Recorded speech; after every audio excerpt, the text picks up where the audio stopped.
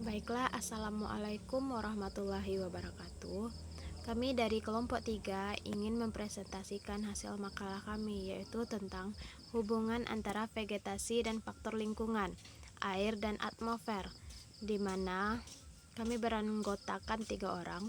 Yang pertama Fuji Fajar Kasih, yang kedua Rira Saswita, dan yang terakhir saya sendiri, Rike Angelia.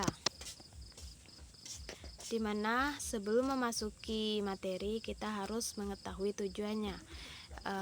Yang pertama untuk mengetahui masuknya air dalam tumbuhan, yang kedua untuk mengetahui laju kehilangan air, yang ketiga untuk mengetahui kekurangan dan kelebihan air, yang keempat untuk mengetahui efisien transpirasi adaptasi tumbuhan terhadap kekurangan dan kelebihan air, dan yang kelima untuk mengetahui pengelompokan dan karakteristik tumbuhan berdasarkan kadar air tanah, di mana ada Xerophyta, Mesophyta, Hydrophyta, dan Halophyta.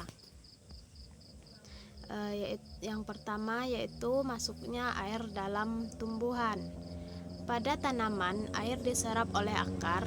Penyerapan air oleh akar ini sangat dipengaruhi oleh keadaan lingkungan, yaitu air yang tersedia di dalam tanah, temperatur tanah, erasi tanah, dan konsentrasi larutan tanah.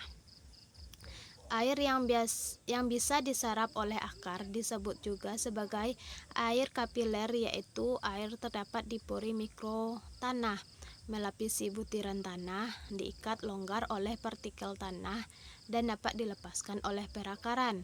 Sedangkan jenis air lainnya yaitu air gravitasi dan higroskopis tidak dapat diserap oleh sistem peradaran. Pengangkutan air pada tanaman. Yang pertama, pengangkutan ekstravaskular. Jenis-jenis pengangkutan ekstravaskular adalah sebagai berikut. Ada dua, yaitu apoplas dan simplas. Dan yang kedua, pengangkutan intraseluler. Yang pertama, teori tekanan akan akar menyatakan bahwa air dan mineral terangkat ke atas jika adanya tekanan akar. Yang kedua, teori vital mengemukakan perjalanan air dari akar menuju daun dapat terlaksana karena pertolongan sel-sel hidup.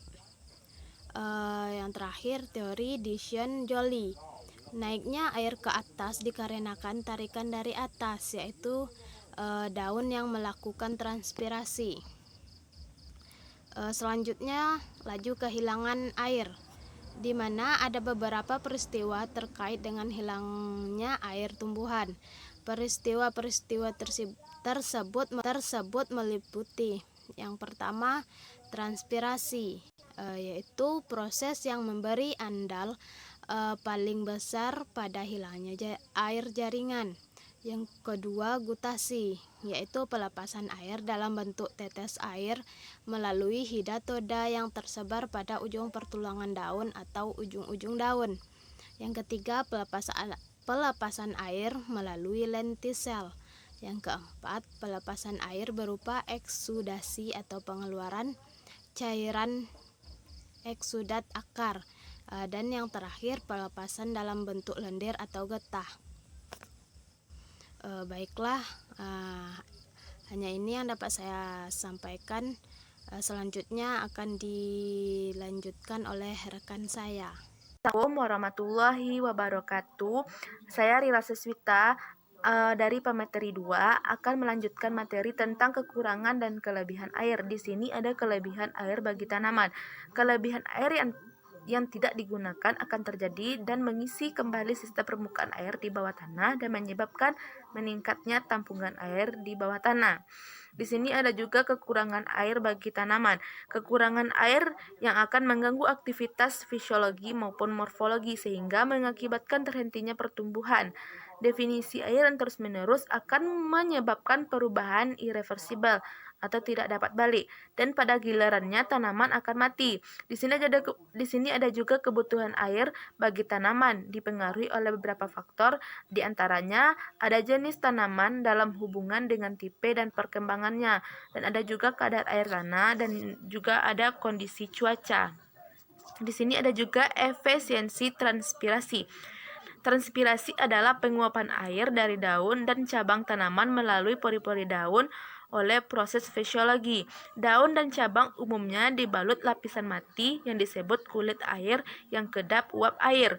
Di sini ada juga evapotranspirasi, adalah proses di mana air berpindah dari permukaan bumi ke atmosfer, termasuk evaporasi air dari tanah dan transpirasi dari tanaman melalui jaringan tanaman dan melalui transfer panas laten persatuan area. Di sini ada 3 faktor yang mendukung kecepatan evapotranspirasi. Yang pertama ada faktor iklim mikro, mencakup radiasi neto, suhu, kelembaban, dan angin. Di sini ada juga faktor tanaman, mencakup jenis tanaman, derajat penutupan, struktur tanaman, keteraturan dan banyak juga stomatanya, dan mekanisme menutup dan membukanya stomata. Selanjutnya ada faktor tanah. Di sini faktor tanah mencakup kondisi tanah, areasi tanah, potensi air tanah, dan kecepatan air tanah bergerak ke akar tanaman. Baiklah, hanya itu yang dapat saya sampaikan. Saya ucapkan terima kasih. Baiklah, Assalamualaikum warahmatullahi wabarakatuh. Di sini saya Puji Fajar Kasih akan melanjutkan materi presentasi dari kelompok kami, yang mana materi selanjutnya yaitu tentang adaptasi tumbuhan terhadap kekurangan dan kelebihan air.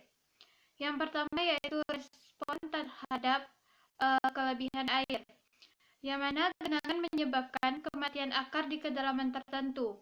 Dan hal ini akan memacu pembentukan akar adventif pada bagian di dekat permukaan tanah pada tanaman yang tahan genangan. Kematian akar menjadi penyebab kekehatan natrium dan cekaman kekeringan fisiologis. Adapun bentuk adaptasi dari tumbuhan yang kelebihan air bisa kita lihat pada tanaman eceng gondok, yang mana pada tanaman eceng gondok memiliki daunnya lebar sehingga dapat mempercepat proses transpirasi atau proses penguapan sehingga tidak terjadi pembusukan pada tanaman tersebut yang diakibatkan oleh kelebihan air yang nantinya akan menyebabkan kematian. Selanjutnya yaitu respon terhadap cekaman kekeringan, yang mana kekurangan air akan mengganggu aktivitas fisiologis maupun morfologis, sehingga mengakibatkan terhentinya pertumbuhan. Defisiensi air yang terus-menerus akan menyebabkan perubahan irreversibel atau tidak dapat balik, dan pada gilirannya tanaman tersebut akan mati.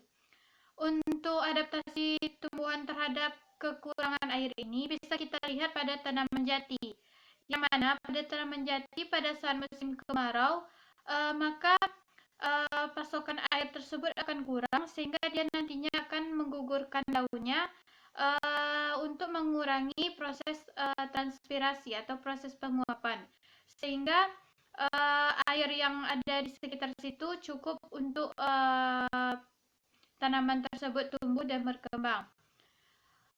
Selanjutnya yaitu tentang pengelompokan dan karakteristik tumbuhan berdasarkan kadar air. Pengelompokan ini berdasarkan kadar air tanah, terdiri dari xerophyta, mesophyta, hydrophyta, dan halophyta. Yang pertama yaitu tumbuhan xerophyt atau xerophyta. Xerophyt adalah tumbuhan yang telah beradaptasi terhadap kehidupan di daerah kering. Xerophyta atau xerophyt yaitu tumbuhan yang sangat tahan terhadap lingkungan kering atau kondisi kelembaban udara yang sangat rendah. Tumbuhan jenis ini dapat bertahan hidup pada daerah yang sangat panas dan kering, walaupun hanya mendapat sedikit air. Biasanya tanaman ini hidup di daerah kering dan memiliki cara tertentu untuk beradaptasi atau cara tertentu untuk mendapatkan air. Contohnya yaitu pada tanaman kaktus yang hidup di daerah gurun pasir, maka nantinya dia akan memiliki akar yang panjang untuk mencari sumber air. Selanjutnya yaitu tumbuhan mesofit. Tumbuhan mesofit adalah tumbuhan terrestris atau daratan yang tumbuh dalam kondisi tidak terlalu basah dan tidak terlalu kering. Sering dinamakan lingkungan mesik, dan juga tumbuhan dalam kelompok ini tidak dapat tumbuh dalam habitat atau tanah yang jenuh air dan tanah yang kering. Contohnya yaitu vegetasi hutan, padang rumput, ladang atau kebun. Komunitas mesofit ini biasanya terdiri dari rerumputan, semak, herba, dan vegetasi hutan hujan tropis. Selanjutnya yaitu tumbuhan hidrofit.